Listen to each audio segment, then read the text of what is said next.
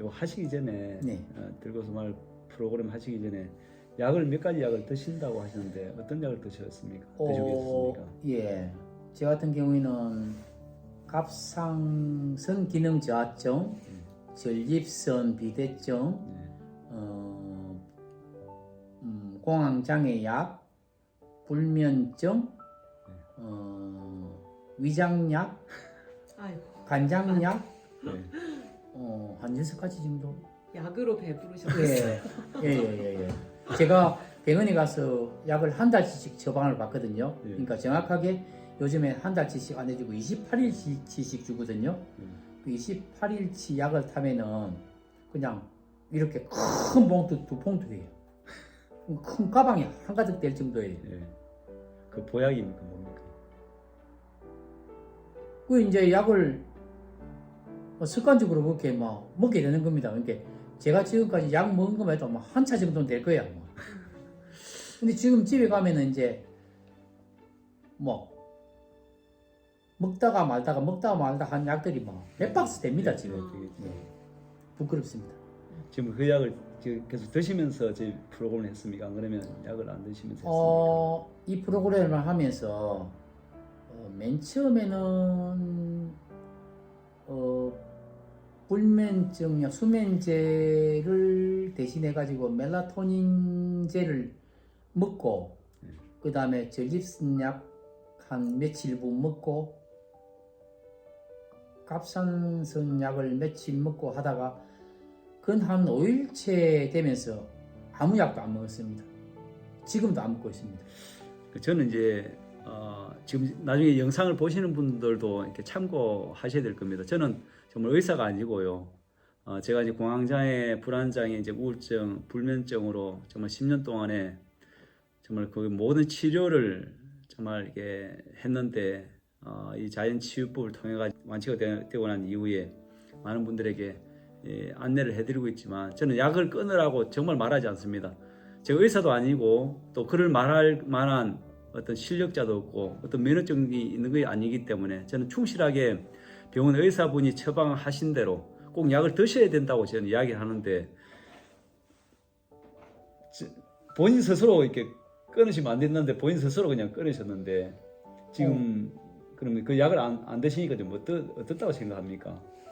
꼭 드셔야 됩니다. 정말 저는 진심으로 말하는 겁니다. 일단은 지금은 뭐 어떤 제 몸소 뭐 느끼는 어떤 그런 특별한 증상은 없습니다.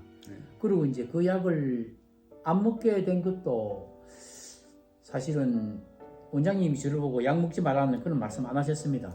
근데 이제 제가 이 프로그램에 들어오면서 제가 이 프로그램이라든가 제 자신 이 두 시스템에 대한 어떤 그런 시험 삼아 제가 일부러 약을 끊어버렸습니다.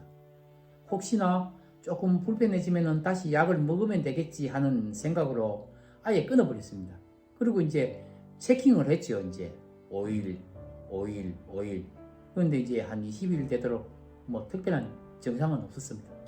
저도 여기 오시는 분들 중에 이제 혈압약을 드시는 분들이 계시는데요. 저는 혈압약을 꼭 드시라 합니다. 근데 이제 이분들이 한 5일이나 10일 정도 지나면 혈압약을 먹으면 혈압이 계속 내려가가지고 혈압약을 먹으면 저혈압이 되기 때문에 제가 이제 병원에 가셔서 혈압 체크도 하시고 그 의사분으로부터 처방을 다시 받아서 혈압약의 용량을 줄이든지 끊든지는 이렇게 하라고 그렇게 말씀하고 이야기를 또 전해드리는데 아까 전에 우리 녹음 시작하기 전에 혈압이 좀 높았다고 들었는데 혈압은 어떻게 해서 좀 약을 안 드시게 됐습니까? 네. 이 우울증하고 공황장애가 오기 전에는 저는 혈압은 없었습니다. 당뇨 혈압은 없었는데 우연찮게 이제 병원을 하도 자주 다니다 보니까 이제 어느 순간부터 혈압이 있는 겁니다. 그러니까 145, 150, 167까지 이제 제가 올라가는 걸 제가 봤는데, 제가 이제 우리 앞에 계신 우리 서울에 이제 선생님과 마찬가지로 이제 우울증이 있으니까 사람들하고 이제 마주치지를 못하는 겁니다. 저도 이제 저희가 사는 곳에서 직선 거리로 200m도 안 되는 저희 그 노부모님 계신데 그 전에는 거의 매일 밤마다 저녁 문안 드리러 가다시피 갔었는데 이제 우울증이 심해지고 하니까 어머니 아버지 뵙는 것도 부담스럽고 이제 겁이 나는 거예요. 그러니까 어머니 아버지한테 죄를 지었죠. 날마다 가던데 이제 뭐 사흘에 한 번씩, 5일에 한 번씩. 그러니까 어머니는 얼마나 걱정되시겠어요. 어머니가 이제 대래 이제 전화를 하시죠. 뭐 반찬 해놨으니까 반찬 가지고 가라. 이런 식으로 이제 제가 정상적인 생활을 하고 있는지 없는지 이제 사실은 테스트를 해보시는 거죠. 그 팔순 노모가. 이제 제 목소리를 듣고 이제 전화를 끊으시곤 하셨는데 이제 제가 이제 그 우울증 때문에 바깥 출입을 못 하니까 심할 때는 제가 바깥 출입을 하는 거는 하루에 한 3번 내지 5번 밤에 새벽에 아파트 옥상에 12층 옥상에서 그 뛰어내릴 거라는 어떤 그런 자살에 대한 충동, 자살해야 되겠구나, 죽어야 되겠구나 하는 어떤 그런 생각으로 새벽에 그 현관문을 열고 옥상에 올라가는 어떤 그 외에는 한 달 정도는, 몇 달 정도는 거진 바깥 출입 거의 안 했습니다. 저도 그랬어요. 예.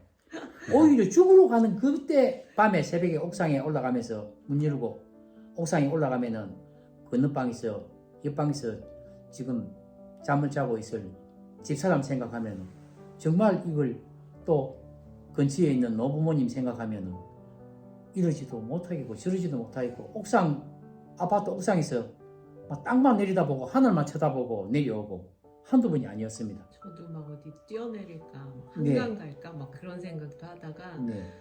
뭐 그 밤에 어디 막 전화하고 싶지도 않고 그러다 진짜 이러면 안 되겠다 싶어서 그 자살 예방 전화 있잖아요. 네. 24시간 거기다가 전화해가지고 막 뭐 있었던 일 막 이렇게 풀고 막 다 얘기하고 그러면서 안 돼, 나는 도저히 이제는 나는 이 상황을 내가 못 이겨낼 것 같다. 아무 힘도 없고 에너지도 없고 아침에 눈을 뜨는 게 하루가 시작되는 게 너무 고통스럽다. 막 이렇게 좀비처럼 막 이렇게 하고 싶지 않아서 나는 이제 목을 매서 죽을 거다. 막 상담원한테 그렇게 얘기하고 진짜로 자살에 대해서 지금 이렇게 구체적으로 다 생각을 하고 계시는 거예요. 그랬더니 네, 막 그러면서 막 너무 우니까 목이 메어서 막 네, 그럼 그냥 다 끊어버렸거든요.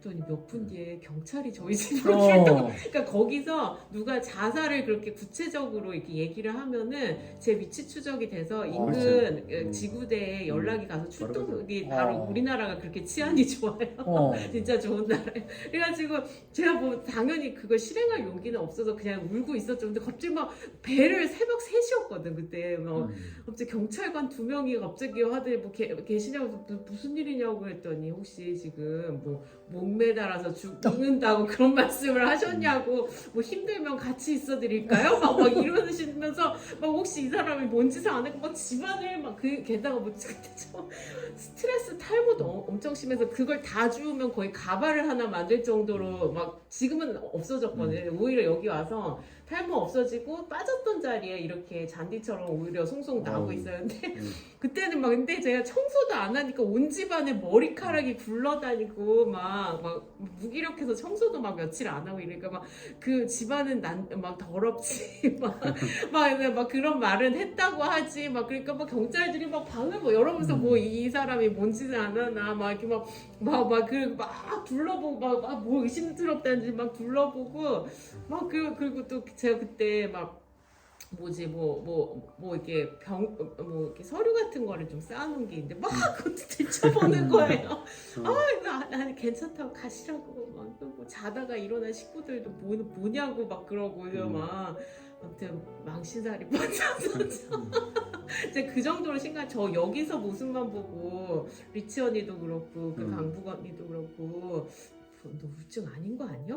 뭐 깨병 부리고 그냥 온 거지 막 그런데 저 그 정도로 심각했어요. 진짜. 아니 오늘 점심 먹고 저기서 그 맨발 걷기 하시는데 그 웃음 소리가 이 들꽃 그 뭐 전체가 쩌렁쩌렁 흡디다. 그게 우울증이 아니에요. 그게. 제가 원래 그 되게 케어했어요. 우울증 오기 전에. 저도 그랬어요. 네, 그래가지고 저도 마찬가지. 또 막 집 아빠도 좀 케어하시는 스타일이고 제가 좀 아빠를 좀 성향을 엄마보다는 아빠를 많이 닮았고 또 남자 형제들밖에 없고 또 막 전공도 이과 이런 쪽이라서 막 주로 이제 회사를 다닐 때도 홍일점으로 일하고 막 이래서 막 이게 웃었다면 뭐 호탕하게 막 먹고 뭐 근데 엄마 아빠한테 엄청 혼났어요. 어릴 때부터 무슨 여자가 그렇게 크게 웃냐고. 근데 아무튼 원래 저 그랬어요. 근데 그런 모습이 싹 사라지고 맨날 침대에 자빠져서 막 우울하게 뭐 애 학교 보내놓고 뭐 하면은 뭐 정말 일상에 정말 이렇게라도 안 움직이면 안 될 수 없는 정도만 간신히 하고 제 몸 하나 씻는 것도 정말 버거워서 막 며칠 막 저 이제 창피한 얘기지만 진짜 심했을 때 일주일 머리 안 감은 적도 있어요. 막 왜냐면 막 물이 머리에 쏟아지는 게 숨이 막히는 거예요. 막 여기 심장이 빨리 뛰니까. 그리고 화장실 문 닫고 밀폐된 공간에 있는 것도 너무 좀 힘들고.